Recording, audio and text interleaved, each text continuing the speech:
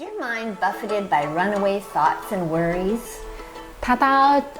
ចិត្តរបស់លោកអ្នកបងប្អូនទាំងអស់គ្នាពេញទៅដោយគំនិតដែលគិតមិនចេះឈប់ហើយនឹងការព្រួយបារម្ភ Are your emotions carrying you down the wrong path? ហើយដួងចិត្តរបស់អ្នកវិញអារម្មណ៍របស់អ្នកវិញនាំអ្នកទៅកាន់ផ្លូវមួយដែលបាក់ទឹកចិត្តមែនទែនអស់សង្ឃឹមមែនទែន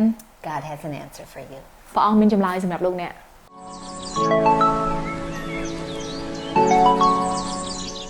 Hi, I'm Cindy. សួស្តីខ្ញុំពិសី Today, let's look at Psalm 54 ថ្ងៃនេះយើងនឹងអានទំនុកដំកើងជំពូកទី54 and read verse 4. ហើយខ4 You remember to read the whole thing yourself. តែសូមលោកអ្នកអានពេញមួយជំពូកខ្លួនឯងណា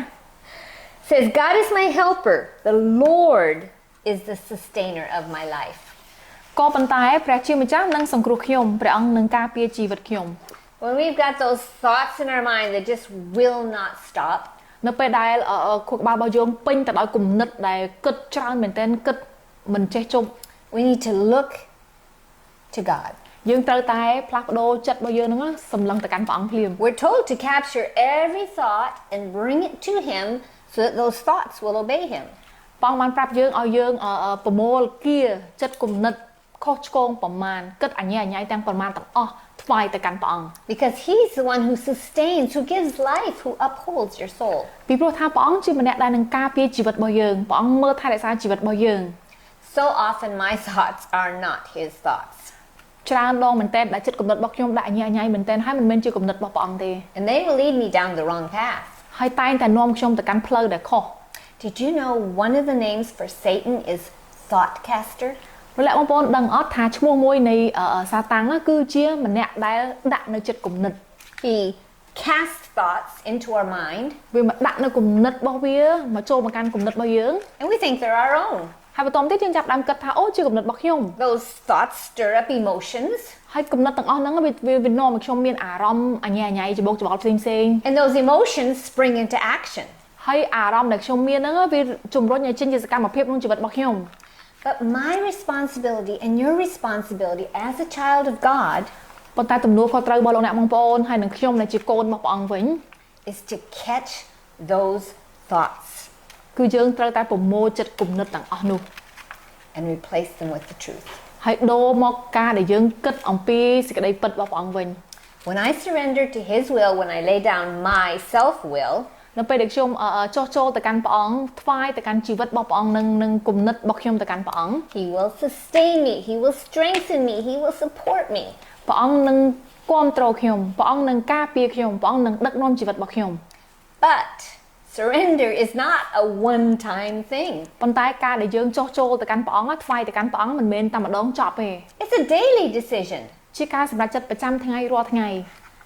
Each morning I wake up, I must choose to exchange my wayward thoughts for His. ព្រឹកឡើងនៅពេលដែលខ្ញុំភ្ញាក់ពីគេងខ្ញុំត្រូវតែចោះចូលទៅកាន់ព្រះអង្គថ្វាយទៅកាន់ព្រះអង្គផ្លាស់ប្ដូរចិត្តគំនិតរបស់ខ្ញុំទៅកាន់ព្រះអង្គ I must take those wayward emotions that have been caused and exchange them for His love and His peace and His joy. ខ្ញុំត្រូវតែថ្វាយនៅអារម្មណ៍ផ្សេងទាំងអស់នឹងដែលច្បោកច្បល់ក្នុងចិត្តរបស់ខ្ញុំទៅកាន់ព្រះអង្គហើយផ្លាស់ប្ដូរមកវិញសូមអំណររបស់ព្រះអង្គសូមការដឹកនាំរបស់ព្រះអង្គ Daily, you and I are tempted to choose our own will and to follow our own inclinations. ជារៀងរាល់ថ្ងៃយើងពិតជាមានអារម្មណ៍ថាពិតជាការលបួងខ្លាំងមែនទែនដែលធ្វើឲ្យយើងចង់គិតខ្លួនឯងចង់សម្រេចចិត្តខ្លួនឯងចង់ធ្វើកិច្ចការតាមរបៀបរបស់យើង Daily, we're tempted to walk in that broad, easy way instead of the narrow way that God has for us. ហើយជារៀងរាល់ថ្ងៃពិតជាការលបួងមែនទែនក្នុងការនាំយើងចូលទៅកាន់ផ្លូវដែលធំទលាយដែលនាំទៅកាន់សេចក្តីវិនាសនាំទៅកាន់អំពើបាបតែផ្លូវតូចចង្អៀតដើរជាមួយនឹងព្រះអង្គតាមរបៀបរបស់ព្រះអង្គពិបាកមែនទែន But remember that narrow path leads to life. ប៉ុន្តែសូមចាំថាផ្លូវតូចចង្អៀតមួយហ្នឹងគឺនាំយើងទៅកាន់ជីវិត And there is a place of rest for the truly surrendered life. ហើយពិតជាមានកន្លែងសម្រាប់ឲ្យគេសម្រាកជាពិសេសសម្រាប់អ្នកដែលគេថ្វាយជីវិតរបស់គេចោះចូលទៅកាន់ព្រះអង្គទាំងស្រុងមែន Where our only responsibility is to roll our burdens onto Him and say yes to what He's asking us to do. ហើយទំនួលខុសត្រូវរបស់យើងវិញគឺប្រមូលអ្វីៗទាំងអស់ក្នុងចិត្តក្នុងគំនិតរបស់យើងថ្វាយទៅកាន់ព្រះអង្គហើយយើងគ្រាន់តែឆ្លើយថាចាព្រះអង្គបាទព្រះអង្គ And that's the place where we can say, yes, the Lord is my helper. He does sustain my soul. ចឹងនេះហើយគឺជាពេលដែលយើងអាចជឿទៅលើព្រះបន្ទូលសន្យាបានថាព្រះអង្គជាព្រះដែលការពារខ្ញុំព្រះអង្គសង្គ្រោះខ្ញុំ Let's pray. តោះយើងអធិដ្ឋាន Lord, it's your breath that gives us life. ព្រះអង្គហើយជាខ្យល់ដង្ហើមរបស់ព្រះអង្គដែលនាំឲ្យកូនមានជីវិត It's your life that gives us strength. ជាជីវិតរបស់ព្រះអង្គដែលធ្វើឲ្យកូនមានកម្លាំង Without you, we can do nothing of eternal significance. បើសិនជាគ្មានព្រះអង្គកូនមិនអាចធ្វើអ្វីបានសោះឡើយ You see what happens on the battlefield of my mind. ព្រះអង្គទ្រង់ពិតជាតតឃើញនៅអ្វីដែលជាសង្គ្រាមនៅក្នុងគំនិតរបស់កូន Today, I ask you to be the commander of my thoughts. ព្រះអង្គថ្ងៃនេះកូនសូមឲ្យព្រះអង្គជាមេបញ្ជាការនៅក្នុងចិត្តគំនិតរបស់កូន Be the Lord of my mind. សូមធ្វើជាព្រះអង្គសោយរាជ្យនៅលើចិត្តគំនិតរបស់កូនសាជាថ្មី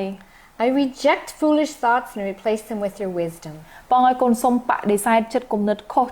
ឆ្គងទាំងអស់ហើយសូមទទួលនៅសេចក្តីពិតរបស់ព្រះអង្គមកវិញ I capture every thought of unforgiveness, revenge, or bitterness. កូនសូមប្រមូលគៀនៅចិត្តគំនិតខុសឆ្គងការដែលមិនលើកលែងទោសចិត្តគំនិតជូរចត់ការគុំគួន They must bow before you. ហើយសូមថ្វាយទៅកាន់ព្រះអង្គហើយសូមឲ្យកូនបានគោរពចោះចូលជាមួយនឹងព្រះអង្គ And I choose to replace them with forgiveness and love and grace. ហើយកូនសូមជ្រើសរើសយកសេចក្តីស្រឡាញ់របស់ព្រះអង្គព្រះハរតីសពបរោះរបស់ព្រះអង្គហើយនឹងព្រះគុណរបស់ព្រះអង្គ I submit my thoughts to you. ហើយកូនសូមថ្វាយចិត្តគំនិតរបស់កូនទៅកាន់ព្រះអង្គ And I know you will sustain me. ហើយកូនជឿថាហើយកូនដឹងថាព្រះអង្គនឹងការពារកូន Amen. អាមែន